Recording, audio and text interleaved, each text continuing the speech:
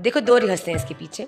पहला रहस्य ये है कि हमारे ठाकुर जी कहते हैं अहम भक्त पराधीन, कि मैं अपने भक्त के पराधीन हूँ और कोई मेरा भक्त अगर मेरे सामने आके रोता है ना तो मुझे बड़ी पीड़ा होती है और जो मुझसे वो मांगता है मैं उसको दे देता हूँ। अब हजारों करोड़ों भक्त आते हैं, कई लोग पैसा मांगते हैं, कई काम मांगते हैं, कई रिलेशनशिप मांगते हैं, कई लोग मांगते हैं, तो भगवान उनको देखकर उनकी उस रोने को सुनकर उनको दे देते हैं। पर भैया कुछ लोग ऐसे सरफिरे भी आते हैं हम जैसे, जो भगवान के सामने जाके भगवान को ही मांग लेते हैं। तो हमारे भगवान इतने सरल हैं कि इस मांग को भी स्वीकार करके कहीं दौड़ नहीं जाए, इसीलिए गोसाई जी क्या करते हैं, बार बार पर्दा लगाते हैं।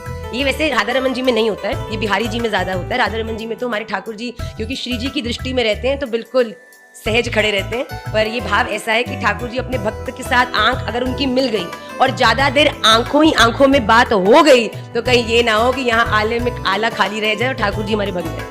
तो पहला भाव ये। और दूसरी बात ये है कि लोग फटी फटी आंखों से ठाकुर जी को देखते हैं, इतने सुंदर है, अधरम मधुरम चलितम मधुरम वदनम मधुरम मधुराधिपते अखिलम मधुरम, इतने सुंदर हमारे ठाकुर जी हैं। तो जब भक्त फटी फटी आंखों से देखते हैं तो कहीं उनको नजर नहीं लगता, तो बार बार पर्दा करके तो ठाकुर जी को नजर नहीं लगे, इसलिए गोसाईगण इस प्रकार पर्दा करते हैं। ये इसके पीछे का मूल भाव है।